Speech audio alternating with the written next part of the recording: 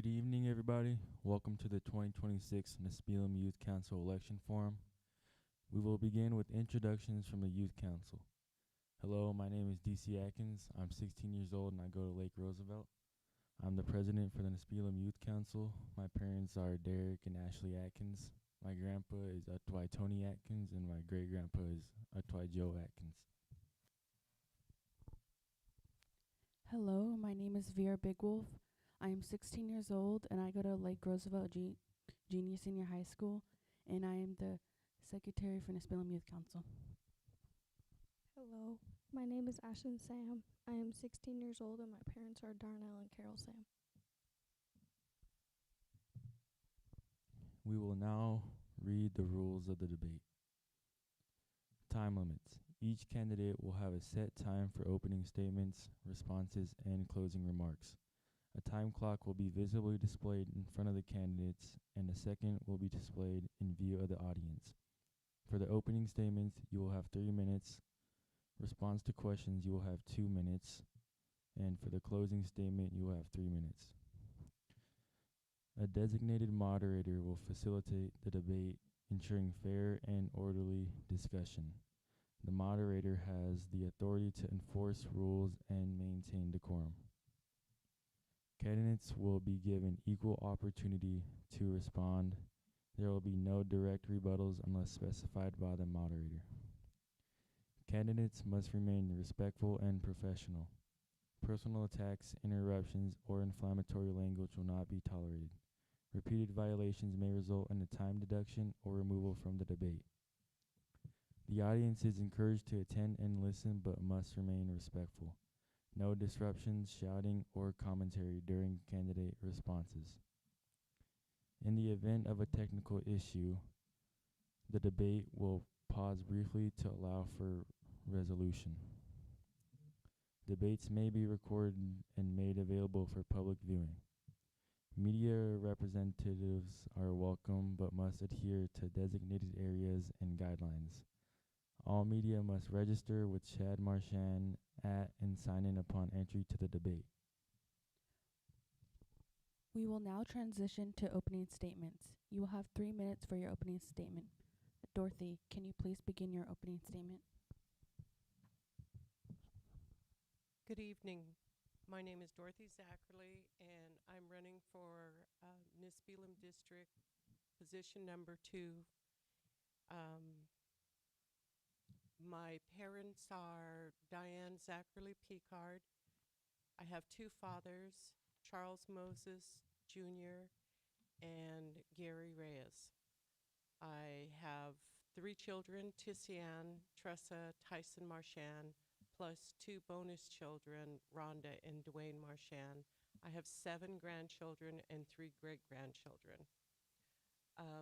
In the 1974, my husband and I decided to move here to Nespelem, and after a while, we made the decision that we were going to stay in Nespelem. We came here, we ended up with many friends. We enjoyed living here.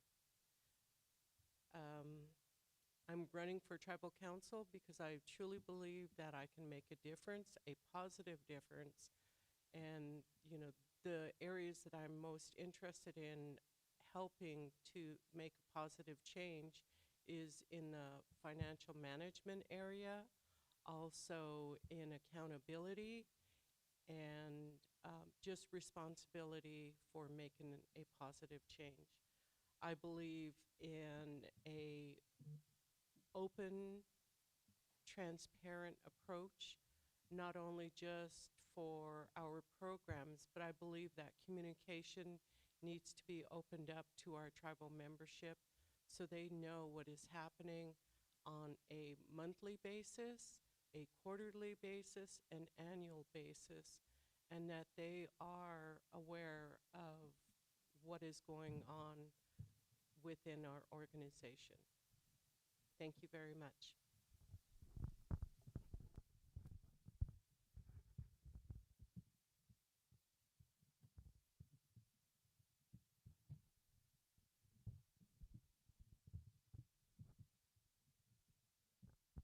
Are we going down the line or?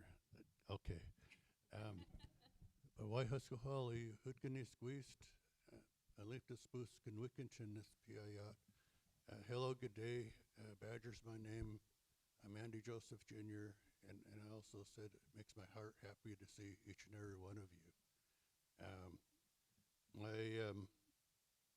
My dad was Andy Joseph Sr., and my mother is Geraldine Freelander Gabriel.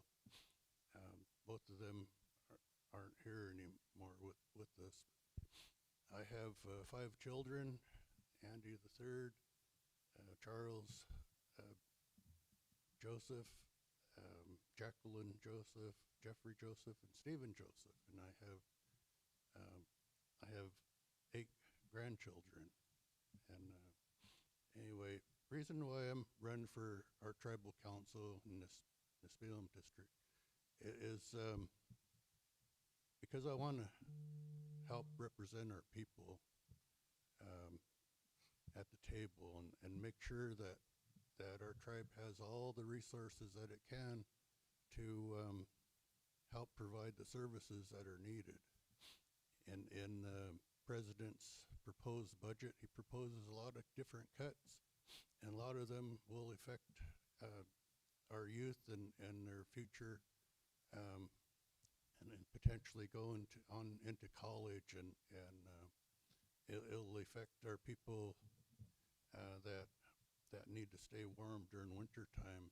Different services that are out there, and the president's potential cuts can really impact our tribe, and we're going to have to make some very serious decisions. But we have one thing that can benefit us, and that's going to the DC to ask our senators and congressmen to protect every one of those programs that provide services. Medicaid and Medicare is one of the biggest ones that will impact our tribe in health care, and without that, we'd be stuck with the IHS that's only funded at about 25 to 30% of need. So our lives depend on advocacy at those higher levels. I've had to make some really tough decisions on council before, going through hard times, but I believe that my years of experience and being able to provide that knowledge to our other council, that will help us stay afloat, and that's where I'm mainly here for.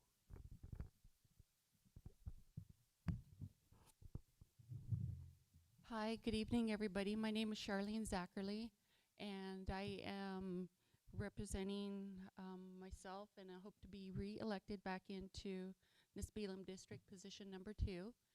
And I want to go into who I am as a person, as an individual, for my introductory.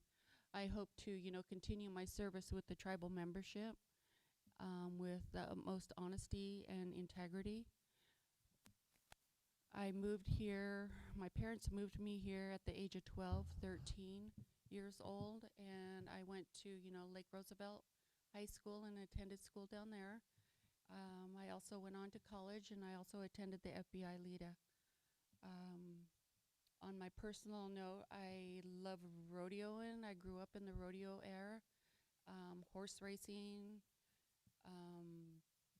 barrels, pole bending, cow riding, steers, and breakaway roping. So a vast variety of that. And I also actually did horse racing until I was injured.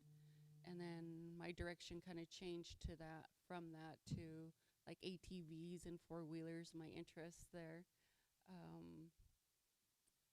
I love camping. I raise, what do you call those, honeybees. I conserve monarch butterflies, which is really interesting process. And those are just, some of my personal hobbies. I also raise dogs, toy mini schnauzers, and I love traveling to national parks and seeing what, they have to offer, and, the history that goes along with those national parks as well. And I'm also, you know, a author of children's books. I incorporate my adventures, my family's adventures into the books that I write, and my characters are the dogs that I raise.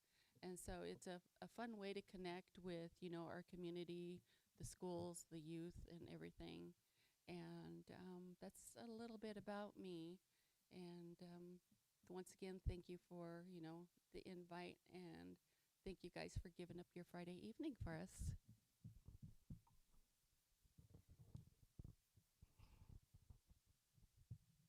Tots kulawat, white huskalauch, in cha isquis tip yalachna tsitskan. Good afternoon, or good evening, everybody. My name's Rodney Costin, and I grew up here on the Caldwell Reservation, and I grew up in the town of Nespelem. And I descend from the Okanagan and Lakes from my father's side of the family.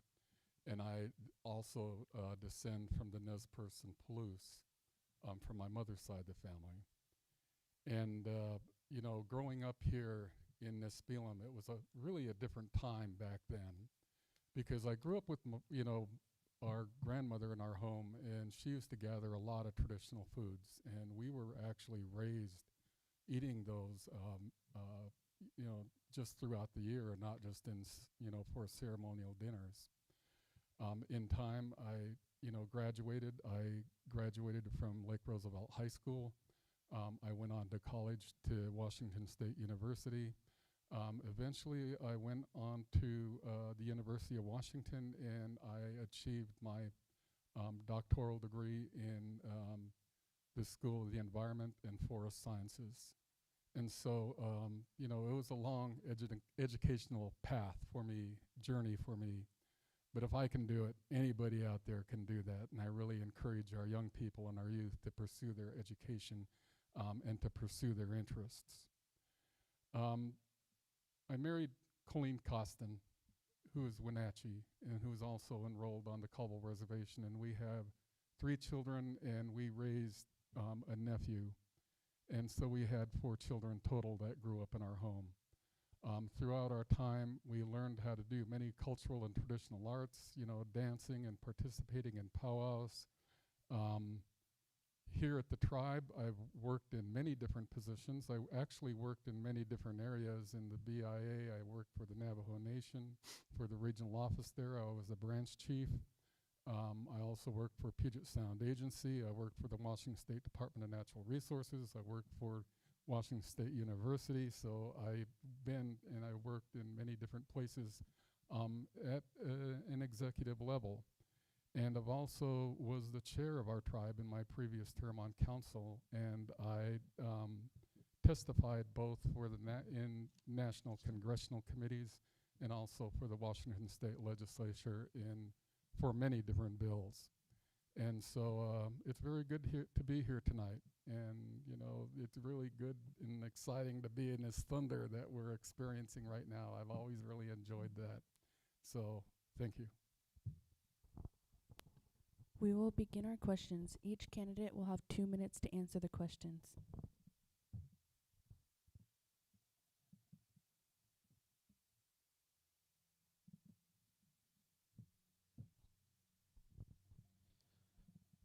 For the first question, beyond maintaining what already exists, where would you invest to create future jobs and economic growth, and how would tribal members know whether your approach is actually working?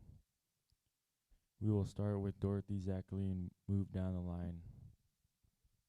Could you please repeat the question? Beyond maintaining what already exists, where would you invest to create future jobs and economic growth? And how would tribal members know whether your approach is actually working?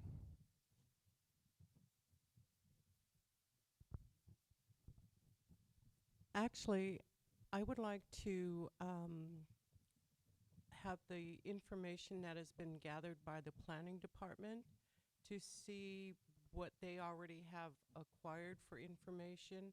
I would also like to see a questionnaire go out to the tribal membership to see what they would like to have brought here on our reservation. And if we are able to compile the information, I believe that's the area that we should look into going forward. I don't believe those type of decisions should be made by just a few. I believe it should be made by our tribes as a whole. So I really can't answer all of that question until more information is provided by our membership.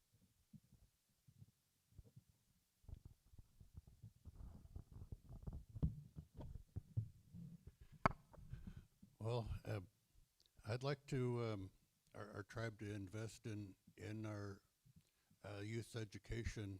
Um, you know, ever since I can remember, our scholarship fund that we give our college students probably been about the same for over 30 years or more, and it needs to be increased, you know, with inflation over the time, so our students can survive out there. Bringing when the students come home, they can fill a lot of jobs that are out there that require their degrees. But I'd like to see our tribe invest in solar power panels on every house here on the reservation, and the jobs that it would take to put those up. With the economic situation that we're all in, if we could offset some of those expenses by providing our own power, I really believe that would help. You know, with the housing the way it is, I'd like to see our tribe also utilize some of our young contractors and actually build homes on a reservation and train young people to become journeymen and carpentry and electrician and mechanics, and actually sell those houses at cost versus what, you know, they would cost otherwise. We do have we do need to do more with our agriculture too, and community gardening and helping, you know, provide the good quality fruits and vegetables. But thank you.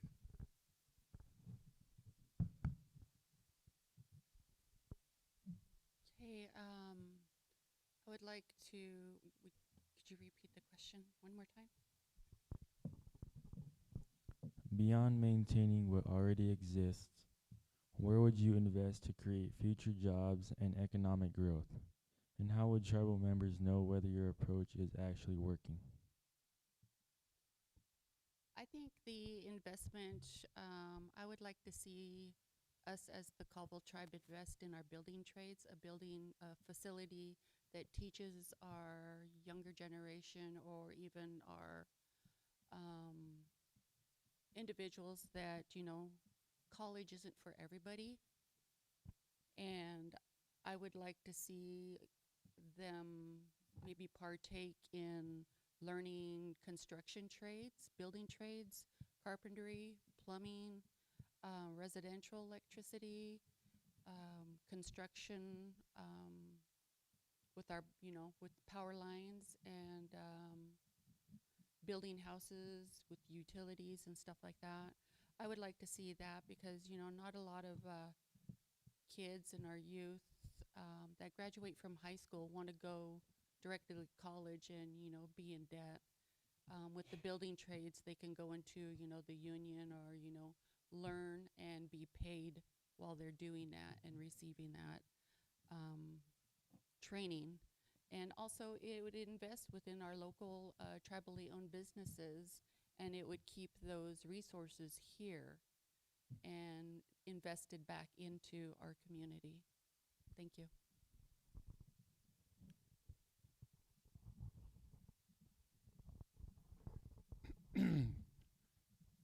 Well, I guess to begin this, the response to this question, you know, when I was on council previously, if you read a lot of the literature I put out, I always stated that we are not going to make a lot of profit in Okanagan and Ferry counties because we don't have demographics here, but we do need to look at what jobs can we bring here, to the reservation, because we have approximately 50% of our people that do live here. But I really believe, though, that our opportunities are really off reservation in our traditional territories.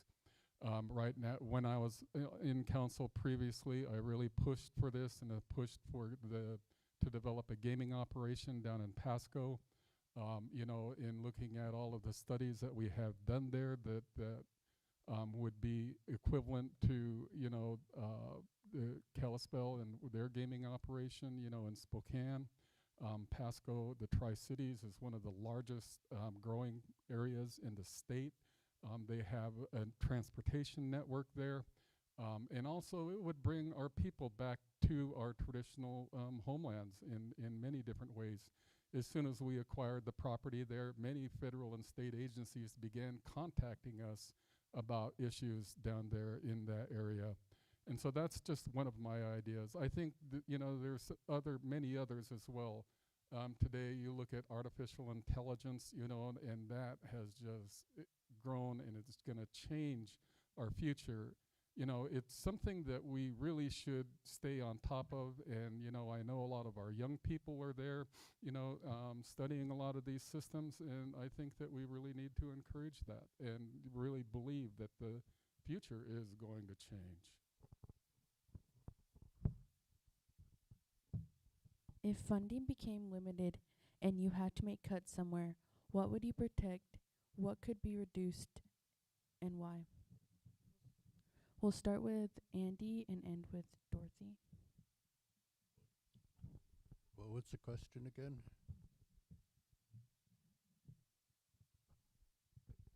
If funding became limited and you had to make cuts somewhere, what would you protect and what could be reduced and why? We'll just start with Dorothy and actually just go down the line. If we were going to have to reduce our funding, I would look at where we have top-heavy wages. And after we look at those, we need to look at the responsibility that those positions hold. I know that there are reservations back east that when they had financial difficulties, it was the top level that volunteered to reduce their wages, reduce their hours, and then they never touched the lower level employees. And that's what I believe, if we went into a financial situation like that, that's the approach that we need to take. We need to take care of the people who have lower income. In addition to that, I would really have a team go through and look at the duplicate duties that are held here at the tribe right now, and either reduce them or eliminate them. Everybody, if we were to go into that type of a situation, I would also even looking for volunteers. We have financial problems in the past, and we did go to 4-day work weeks, and we did reduction in wages. So it would not be the first time, but it would need to take a real open and responsible process to get that done. Thank you. Well, first of all, it does got to come from the top. Personally, and the top is actually council. So, we've brought it up in district meetings, about the council's wage, and so to me, I think that's probably would be a starting point, but in reality, when we cut jobs, that's like cutting your local economy down, and the families that it feeds. So I would want our administration to really look at what is actually all needed in each program. Like sometimes they don't need to be traveling, to all these different trainings. The trainings could be in this room here. That's what this room was designed for, was to help bring trainings here versus having to travel to Las Vegas all during the big rodeos and going to all these other meetings for training. So I would want our programs to really tighten up and show what they can provide so that none of the jobs would be cut. Anyway, we've had to make some tough decisions before, and I would not want to make sure that our we save as many jobs as possible. Thank you.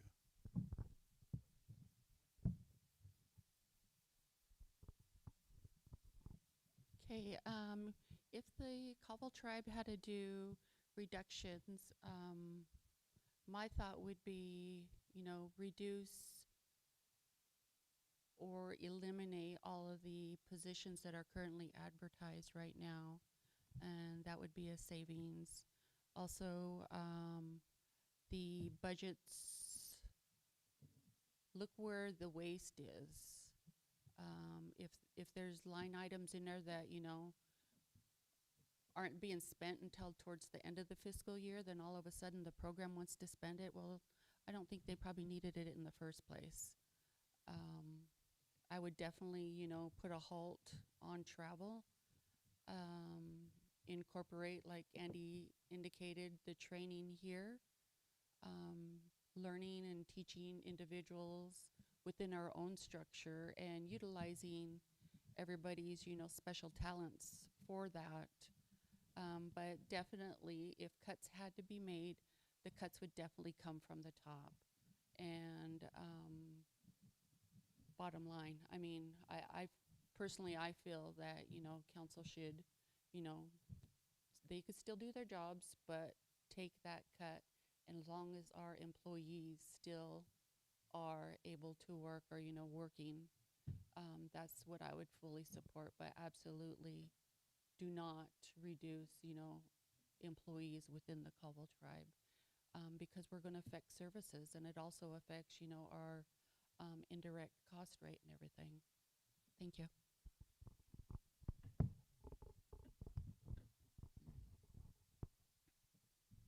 This is really an interesting question because we've been in this situation many times in our tribe's history. I just wanted to start to, first of all, to say I have managed budgets at the federal level, the state level, and at the tribal level. One of the things I know with our tribe, I believe around 50% of our budget is from primarily federal, but also state contracts and grants. And, these grants pay indirect cost rates. And so you got to be really careful about the positions that you actually cut, because those contract support costs and the indirect cost rate are charged against those positions. So if you eliminate those positions or even reduce down the salary amounts, and I'm not saying that, the higher level salary should be cut, I think that is a great suggestion. But that you got to really see that you would be reducing down those contract support costs or the indirect cost rate, which is actual revenue for the tribe as well. And that revenue is actually pretty significant. I agree with a lot of what the table has suggested already. I think that travel and training, equipment purchases, those kind of things, vehicle purchases, maybe even leases, should be looked at. One of the things that we've done before with federal and state contracts is we've asked the federal side and the state side to take the cuts first before they transfer those cuts onto the tribe. So I've been in this position, the tribe's been in this position many times. Thank you. Tribal members often want greater communication and transparency from leadership. What would you change so members feel more informed and have greater trust in tribal government, starting with Rodney and going down the line? So could you repeat that again? Tribal members often want greater communication and transparency from leadership.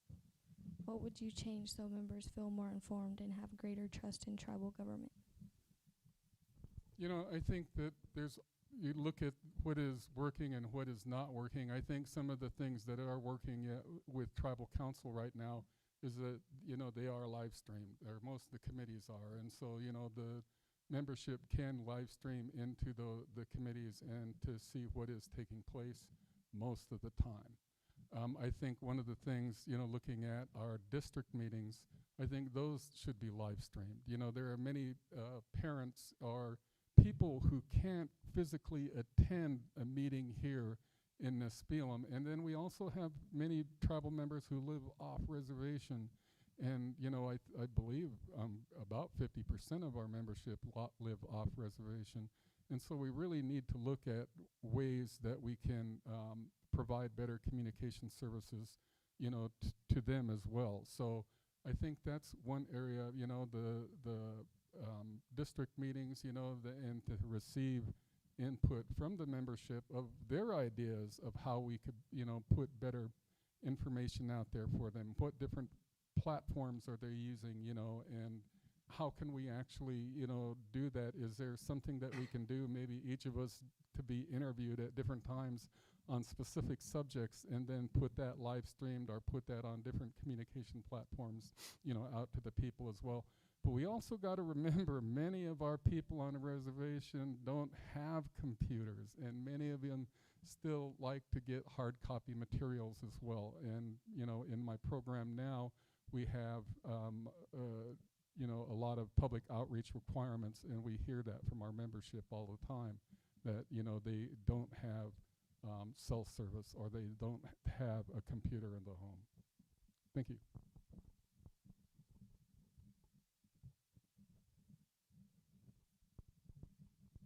Okay, in regards to communication, what you guys asked, I believe that communication should stream both ways, and being respectful.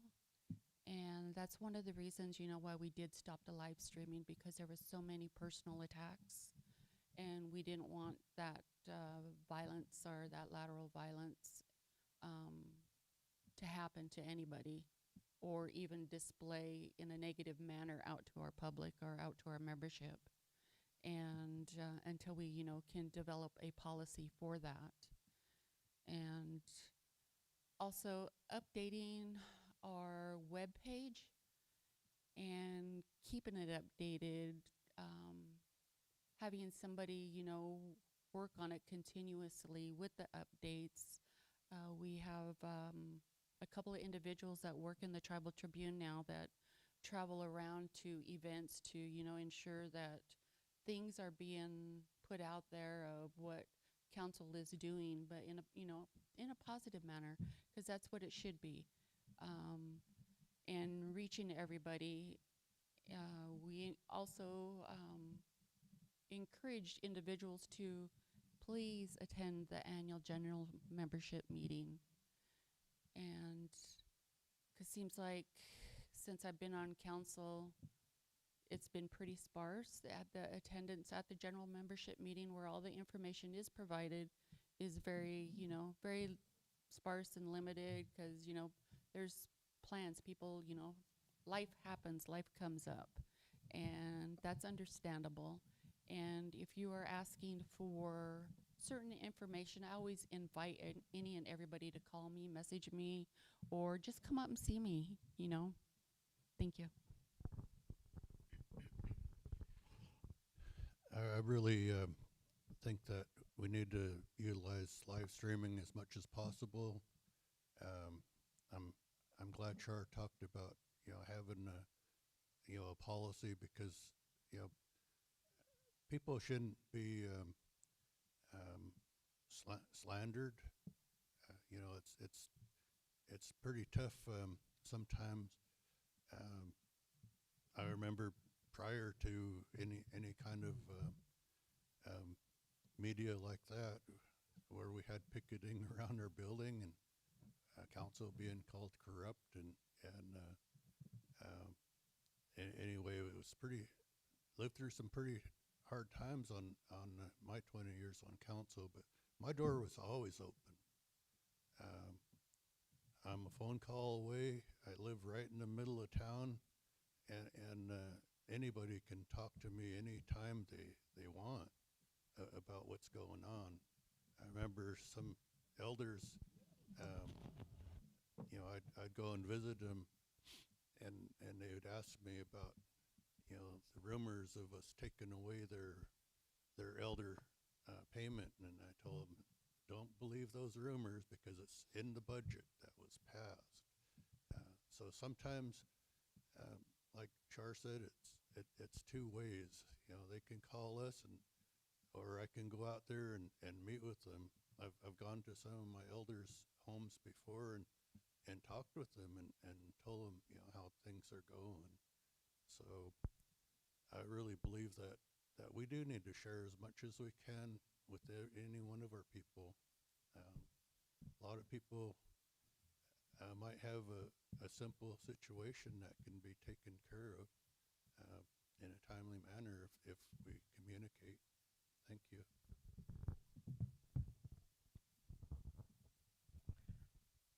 I truly believe that our communication has always been one of the weakest services that we provide to our tribal membership. And I don't know how we can really go about expanding it if we don't understand where the problems start, like no internet, no computers. Um, so we would need to have some type of information from our general membership people, or we need to have it from our community on what they are lacking or why they're not able to have that communication available.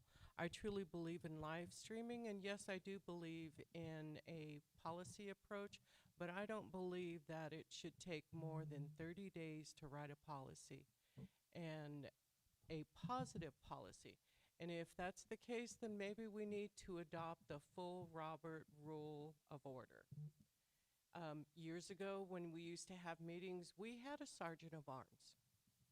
So maybe that's an approach. I believe that the Tribal Tribune needs to expand. We need to provide information of the agendas that are coming up, the resolutions, travel, maybe community updates, information of when the general membership is going to be held, not just 5 days ahead of time, 30 days ahead of time. Post the agenda. Make people welcomed or feel welcomed coming to these events. So if we can expand our communication, we will be able to provide a better service. Thank you. For our next question, communities face challenges that include substance abuse, crime, mental health concerns, and family issues. Which issue would you prioritize first, and what would you do differently from what has already been tried? We will start with Dorothy and go down the line. Can you repeat that question again, please? Communities face challenges that include substance abuse, crime, mental health concerns, and family issues. Which issue would you prioritize first, and what would you do differently from what has already been tried? I would look at substance abuse. And the reason I pick substance abuse is because almost everything that you have mentioned stems from the substance abuse. Years ago, there used to be a DARE program on our reservation, and that was providing information to our youth on the effects of the drugs and helping youth to know the dangers of the drugs. At this point, I don't know of a program like that anymore. And I just remember Nespelem School having the DARE program because that's where my kids went to school at. And, you know, my kids would come back and they would have the information of the issues that would happen. They were providing me information. So if you don't know the dangers, sometimes our children run towards that area, not understanding or realizing the consequences that come about with that. So that's why I would look at going into the substance first. Thank you.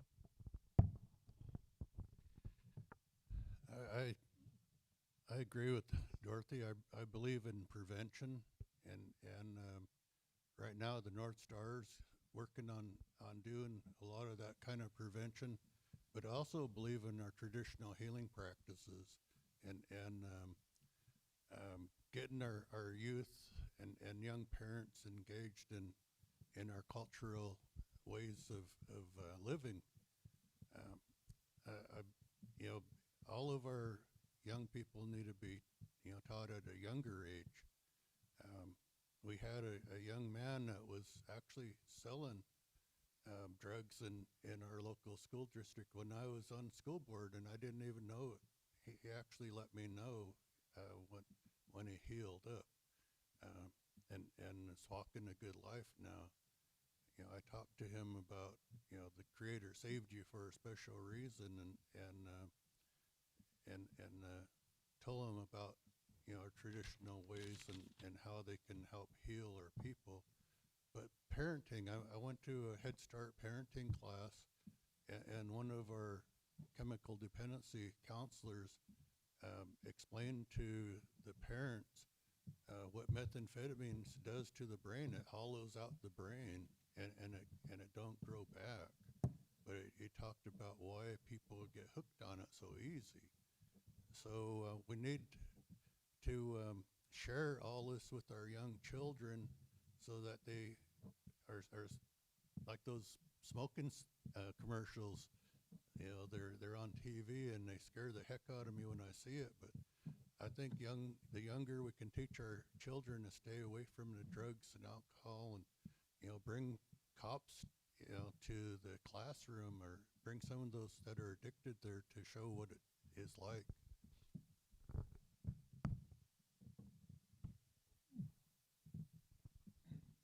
I definitely believe the substance abuse is, you know, a really hard issue, ongoing issue.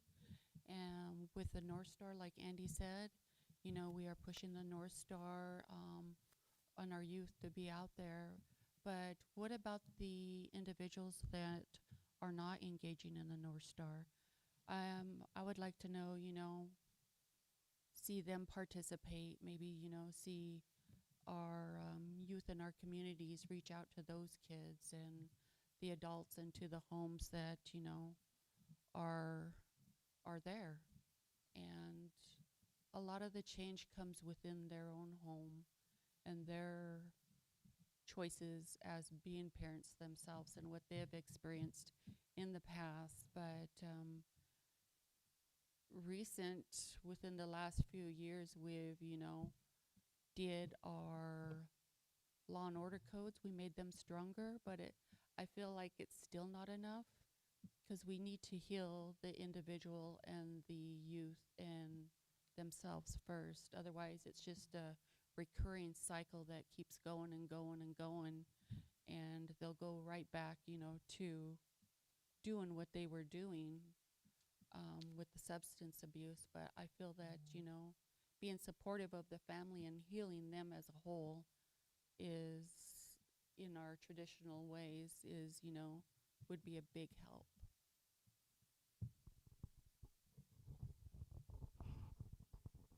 Well, I'm going to venture somewhere a little bit differently. You know, these I think are all equally important, first of all, but I think we only have enough time to really discuss maybe one of them.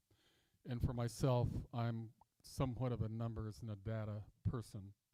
And when I was on council previously, I tried to look at different aspects of crime on the reservation and when crime did occur.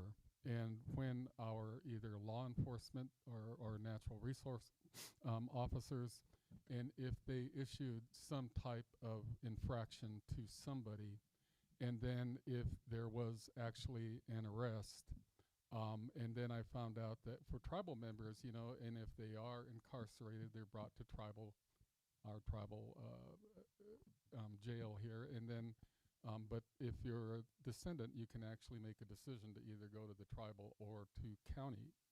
And then if the prosecuting attorney will look at the case and decide whether to accept the case and try the case in our tribal court if we have subject jurisdiction in our tribal courts.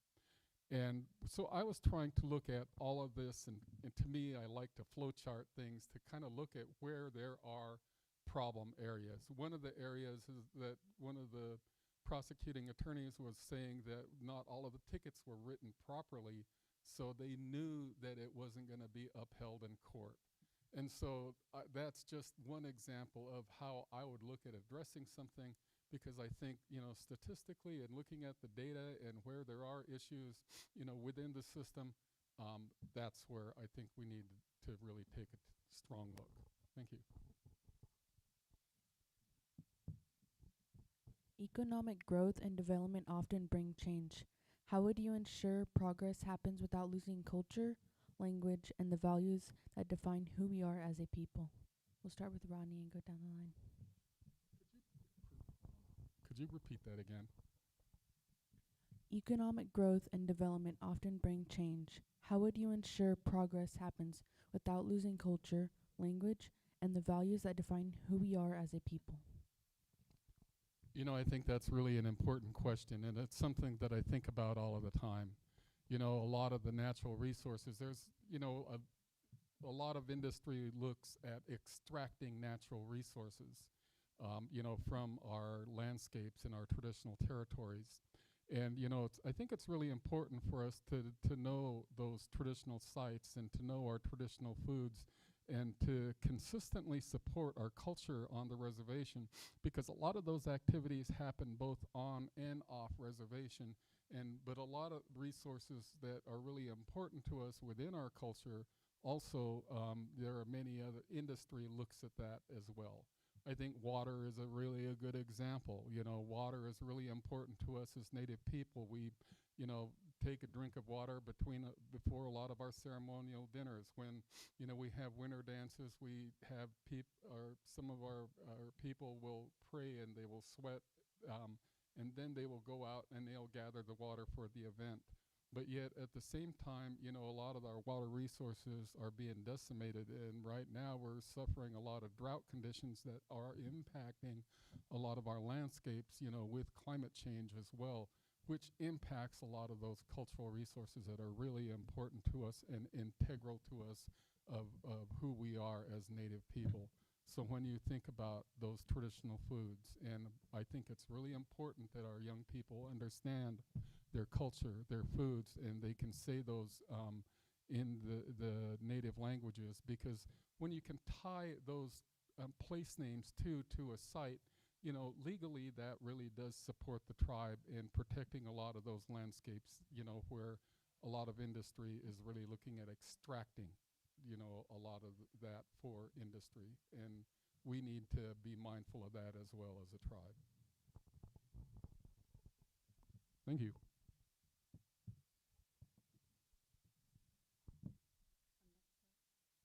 Okay, just making sure. For our economic growth, definitely incorporating our tradition and our languages in the growth itself, whether it's building new facilities and having our languages like on the wall, naming of conference rooms, naming of different areas within that facility, just to keep it alive. And I'm just trying to think, identifying, you know, maybe Artana Nespelem in the language, or Auhai Lake in the language, our streets, and just, you know, ensuring that that's something that, you know, will keep going and stay alive. One of the things that we've been currently working on is incorporating more information within our hiring process, in the Caldwell Tribe's orientation process. And I'm not going to speak a whole lot about that, but I do want to let people know that there's going to be a change to that. And I'm excited, and it's good positive stuff for the Caldwell Tribe. And I'm just delighted, excited for it.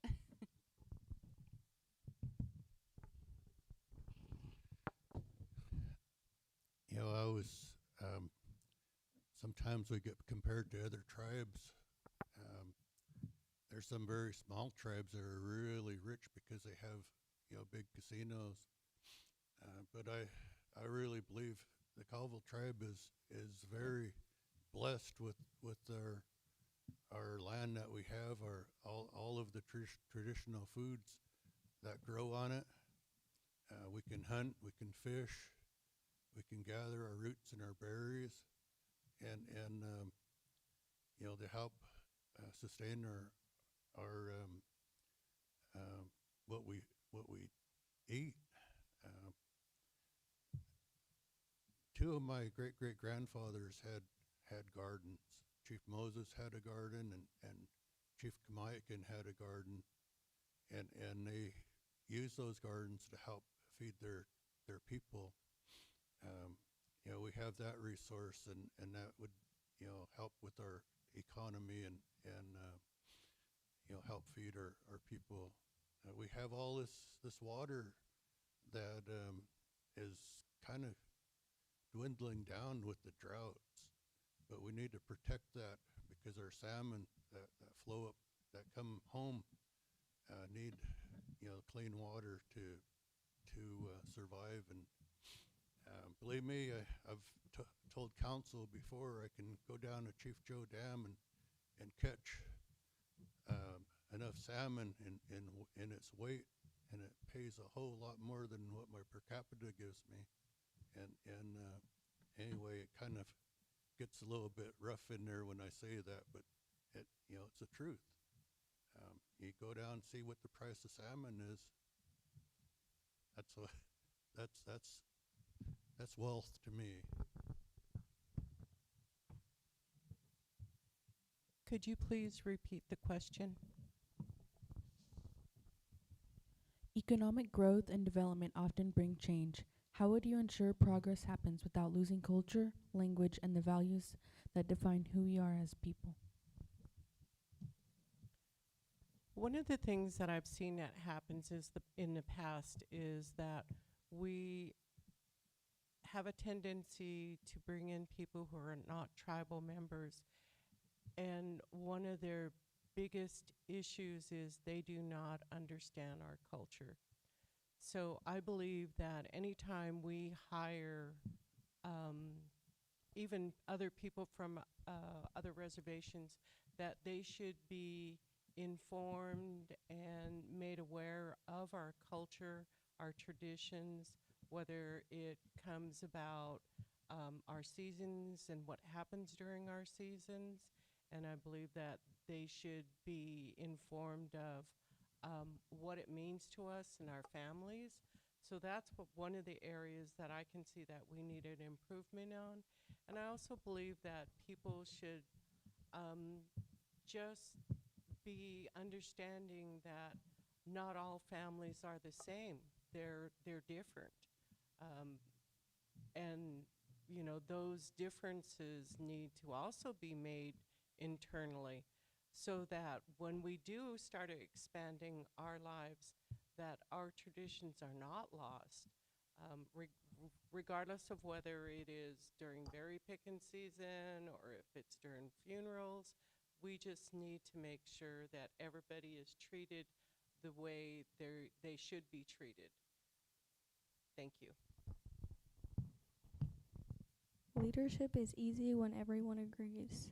Tell us about a time you made a difficult or unpopular decision. Looking back now, would you make the same choice again, and why? Starting with Dorothy.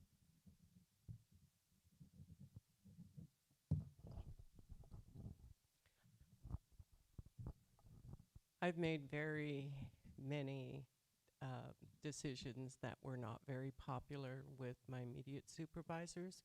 And the reason why is because I don't believe that every situation is the same, because you have to look at the people that you are providing a service to, regardless of whether it is education or it is just a daily service that should be provided for tribal members.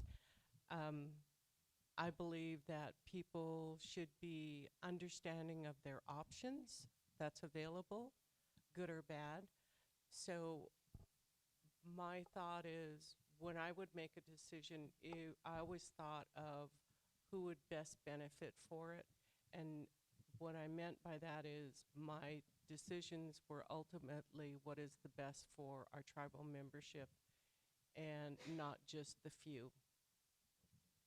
Thank you. Can you repeat that question for me? Leadership is easy when everyone agrees.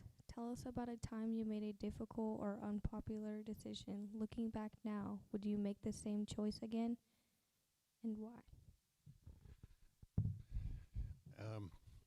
One of the toughest decisions was back when our timber market went down, the housing market. We had to close our 2 sawmills down and shut tribal logging down, and that was really a hard decision to make. But you know, the tribe couldn't keep losing money if we wouldn't have stopped it. It would have put our tribe in the hole, and we never want to be in that situation ever. So I would have to make them kind of decisions, and believe me, we really had a tough time with that.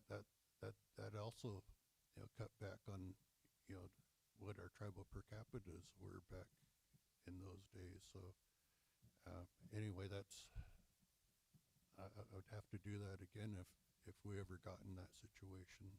It's a tough one.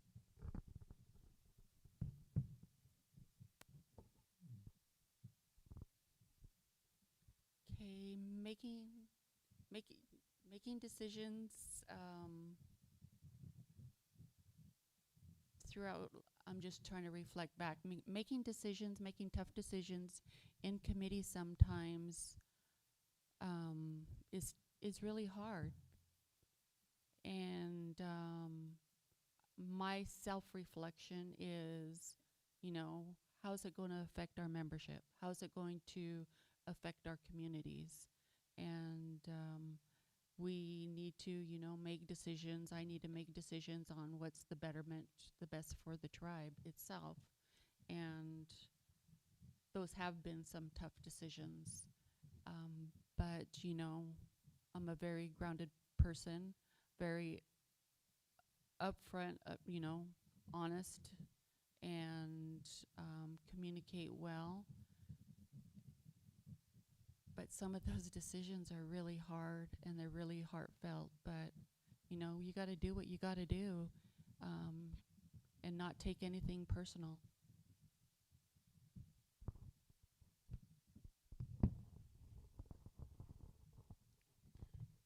You know, it is very often very difficult to be in a leadership position.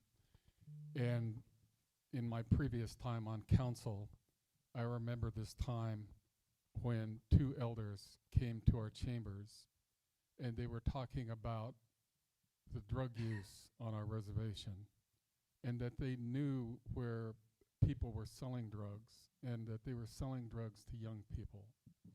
And then later we had parents who came to committee who lost their children to drug overdoses. One of those parents came into my office actually when I was a chair and pretty much cussed me out for quite a while because they felt that we as tribal leaders should have been doing something more to develop a program, and that there are a lot of these drug homes. They're known. Why aren't we doing anything about them? So I met with the council at the time, and I told them I wanted to invite federal investigators onto our reservation, and we did. And I tried to caution that this has to be very confidential, because if others out there find out about this, this just isn't going to work. Our law enforcement knew of a lot of drug homes, and we were hoping that they could have made a lot of busts. But the information got out there and it didn't work. Well, it did work to some, but not as well as we had hoped. But so to revisit that, I asked council, and I asked those investigators to come back again, but to come back totally unannounced, that even us as council shouldn't know. And that was probably one of the most unpopular, difficult decisions, because all of us have family who could be impacted in a situation like that. Thank you. Thank you all for answering those questions. We will now begin closing statements. Each candidate will have 3 minutes for a closing statement. Rodney, can you please begin your closing statement, and we'll move down the line. Well, first of all, I just really want to thank, all of you young people for continuing to do this, and then putting this forum together, for our tribal membership. It is a form of communication, and to live stream this, and, those were one of your questions. And so this is, I think, something that's really positive. Tonight you heard a lot about our general membership that was mentioned several times. And, one of the things that when I was the tribal chair, I really wanted to promote celebrating Colville, something to be very positive for us. And if you remember in our OMAC district meeting during that time, we set a record for attendance. I believe we had upwardly close to 900 people that attended that event, to that membership meeting. And I asked people to cook salmon outside, or with sticks, and roasting it over alderwood, and to have traditional foods, and to have traditional backdrops and stuff. I got some of our elders and others, and we also put up the signage of all of our chiefs and our last hereditary chiefs, and then all of our tribes in, their tribal names. And so, there's a lot of things that you can do. And I think that looking at that, I remember working with that group. At first, they were really negative about it. But after we experienced that event, they were very positive. And so, I think as tribal leaders, we can impact and effectuate many different things and many different programs, here in our tribal government. It's really important for us to look at different opportunities to create jobs, and to really looking at expanding our sovereignty into our traditional areas. I really believe that's critically important at this time right now, because a lot of tribes are battling over, some of these common use areas. And so places like the Methow, the Wenatchee, and even in the Sinaiks country, the Palouse, the Nez Perce, we need to find ways where our people can return back to to that country for all of our cultural traditional purposes. But also, I think that there's a lot of other opportunities in exploring those areas as well. And when I was on council, I think that was one of my priorities, was to bring fish back over Chief Joseph and Grand Coulee Dam. And I attended the Pacific Fish Management Council. I was the first one to do that, and to testify to bring salmon back, into the upper waters of the Columbia. So I want to thank you guys for doing this, and Imakus Kaitsia Yokokolo.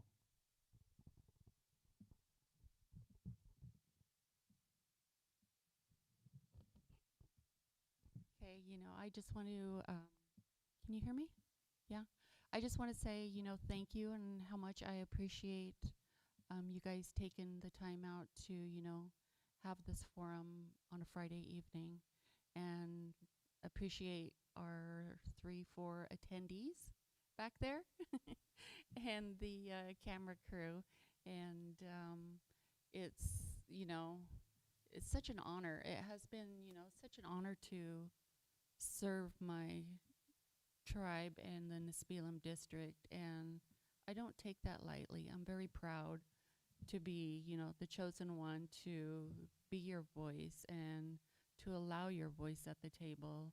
I take that with pride, and I just want to continue doing so. And with the, you know, utmost respect, integrity, and open, honest, and, you know, I just would like to welcome any and everybody that wants to talk, wants to chat, wants to have coffee or anything, you know, stop by. I live just right out of city limits, right before Old HUD housing, and to come and visit me, you know, sit down and talk and chat, or even visit me here at the government center when I'm here at work. But I do hope that, you know, my tenure continues. We are doing a lot of good as the tribe.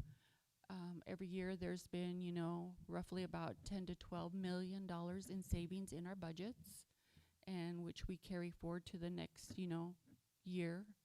And I'm just excited to hopefully continue the work, and I hope that our membership believes in me and continues to believe in me. And for that, I just want to say thank you.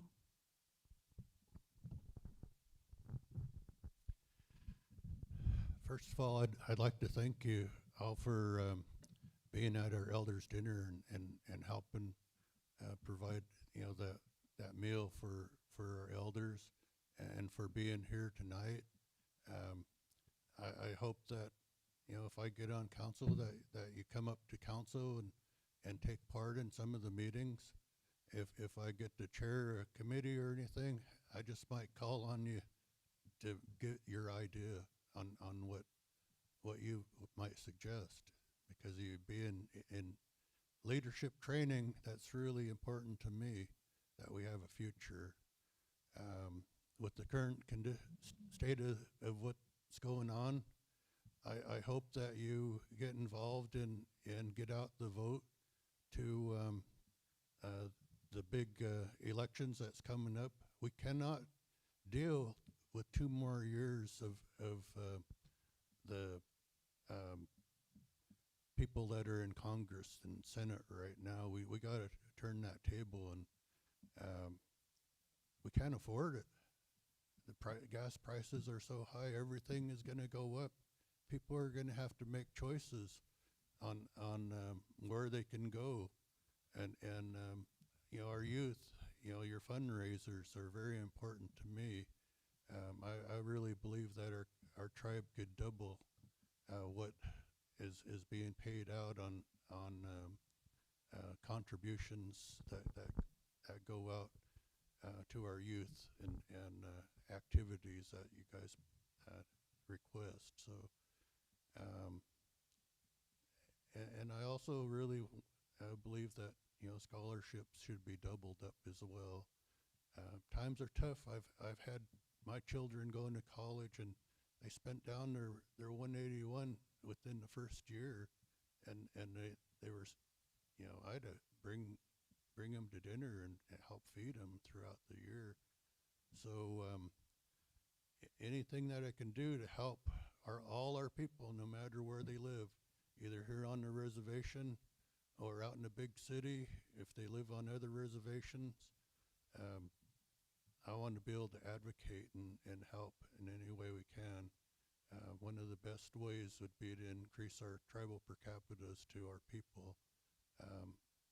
My wife's tribe, they get $1 discount on their gas. Lummi Nation, they do the same thing. I don't know why our tribe hasn't did that yet, but anyway, I believe that we need to do everything we can to get through these hard times. I appreciate all that you guys are doing. White Limlem, thank you. I also would like to thank the youth for holding this forum and giving us the opportunity to answer your questions.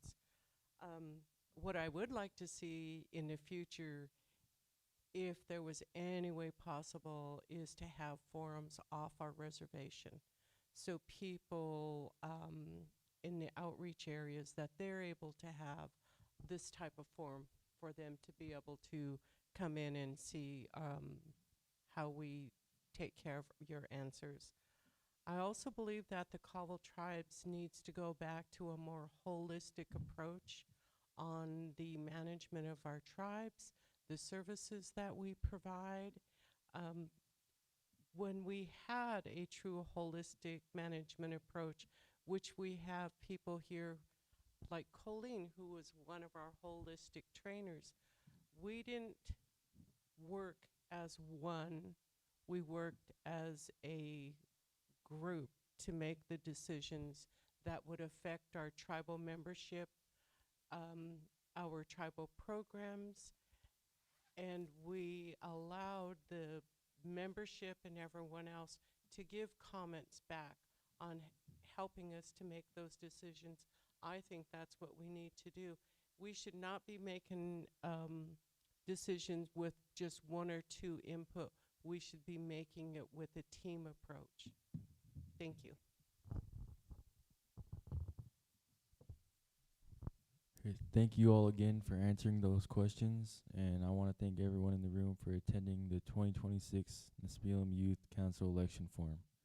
If the candidates can please stay for pictures.